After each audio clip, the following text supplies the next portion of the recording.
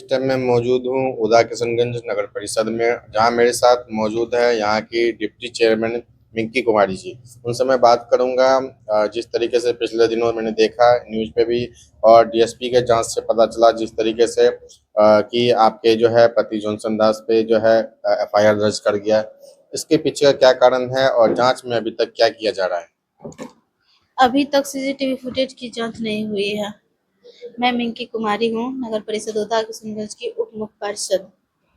अभी तक CCTV footage की जांच नहीं हुई है। मैंने कई बार जांच करने की मांग की है। कल हम बड़े बाबू के पास जाके इनके बारे में आवेदन भी दिए हैं कि सर पहले अच्छी तरीका से जांच की जाए, इसके बाद दोषी जो भी है उनको सजा मिलनी चाहिए। उसमें हम आपका साथ देंगे, चाहे वो मेरा पति ही क्यों ना हो।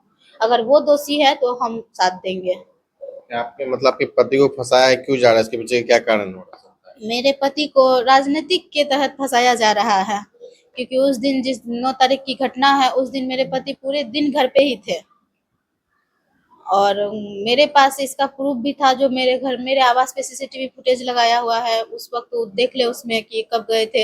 ये 10 बजे कार्यालय गए थे, वहाँ पे आपका सुगर, पति मतलब कार्यालय क्यों गया था? क्योंकि हम उन्हें भेजे थे। वहाँ से कॉल आया था कि भैया एक चंदन मेस्तर है जो कि ऑफिस के सुपरवाइजर है, सफाई कर्मी है। तो और उसमें सफाई कर्मी सब में झगड़ा हुई थी, तो क्या उन्हीं मामला था? सुगर चोरी का मामला था। तो सुबह 7 बजे का मामला है ये। वो लोग ऑफिस में मारपीट किए 7 बजे, तो इनको फोन आया करीब 10 बजे के आसपास कि भैया ऐसा ऐसा मामला है, आप आइए, मतलब समझा दीजिए आपस में। तो हम तो नहीं जा सकते हैं, मेरी हालत अभी नहीं है कि हम चले जाए। तो इनको हम भेजे कि जाइए देखिएगा कि वहाँ पे क्या हो रहा है, मामला को सुलझा दीजिएगा। तो ये गए तो वहाँ पे चंदन को समझाए। तो वो बोले कि भैया आप हमको समझाए हैं, मेरा 2.5 लाख का शुगर चोरी हुआ है, क्या आप हमको पैसा दे दीजिएगा? अगर इस बीच में आप आइएगा तो हम आप पे एफआईआर दर्ज करवाएंगे, हम आप पे केस लगवाएंगे। और इस बीच में जो भी आया, वो बोला हम सब पे कार्रवाई करेंगे।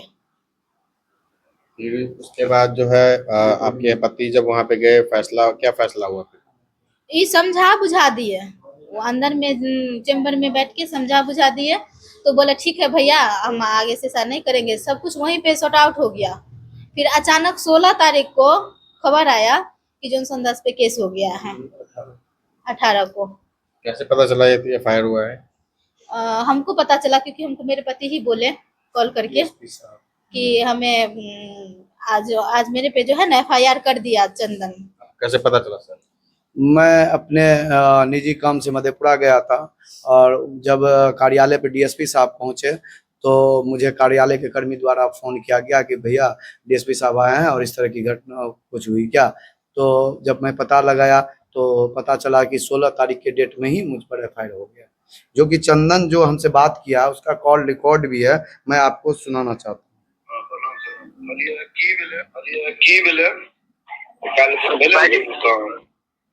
बाजी काल कोना घंटा बाजी लड़ा जगराम पैस के लिए बाजी पहले एक बार जे सुगर ना चोरी ना बाजी के सुगर एक बार पहले चोरी ना भेल बाजी मार्च में बाजी।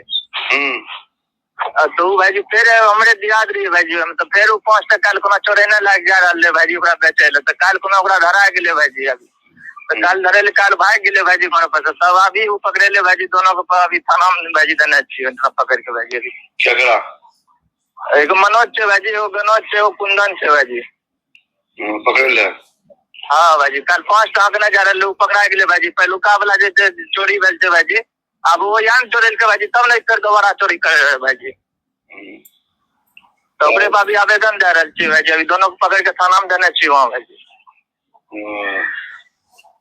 गनोज भाग गेले है बाजी वहाँ घर पर से। अच्छा, ओकर निर्णय करला थाना में देला से की तोरे समाज के लोग छिया ना बाजी। तो चोरा लेके एक बार 2.5 लाख के मांग चोरा लेके बाजी, फिर छोड़बे तो बाजी कते कर निर्णय करबे बाजी, निर्णय मु करते बाजी, हमरा पैसा देते 2.5 लाख बाजी, पहलू काट करबे बाजी।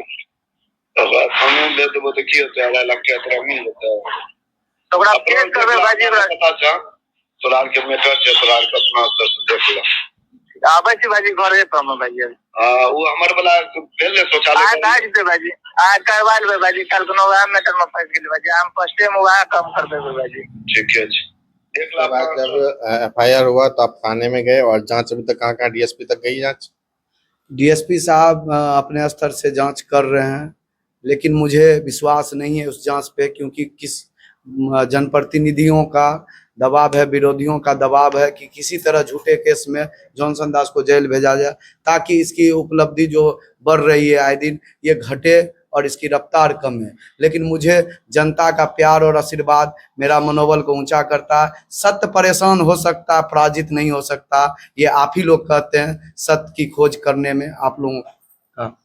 तो उसके बाद आप देख रहे हैं आप लोग ने जो है यहाँ का कुछ सबूत है, हम डीएसपी सर के पास भी कल ले गए थे, ये कुछ प्रूफ है जो कि सीसीटीवी फुटेज है, ये ऑफिस से भी हम मांग किए थे। एप्लीकेशन देने के बाद हमको ऑफिस से भी मिला, मेरे घर का भी है। तो वहाँ पे वो कल नहीं थे, तो हम वहाँ गए, कॉल किए तो बोले कि आज हम नहीं है, आप कल 12 बजे के बाद आइएगा। तो आज भी हम कॉल किए तो सर फोन नहीं उठाए, हम 2-3 बार कॉल कर चुके हैं तो वो कॉल रिसीव नहीं किए मेरा। तो जैसे डीएसपी सर आप लोगों को रिस्पांस नहीं दे रहे हैं तो अब आप आगे जाएंगे? तो अभी तो हमको नहीं लग रहा है कि हमको रिस्पांस मिल रहा है जिससे, क्योंकि कल भी हम बैठ के आए हैं वहाँ से और आज भी हम कॉल 3 बार कर चुके हैं, तो आज भी मेरा कॉल एक भी बार रिसीव नहीं हुआ। ये प्रूफ है जिसमें हम लिखे हुए हैं कि सीसीटीवी फुटेज की जांच की जाए, अगर मेरे पति दोषी है तो उनको सजा दी जाए, अन्यथा अगर वो दोषी नहीं है, उसको साजिश के तहत अगर फंसाया गया है तो जो भी फंसाया है उस पर मानहानि का केस दर्ज की जाए। मेरी यही मांग है प्रशासन से।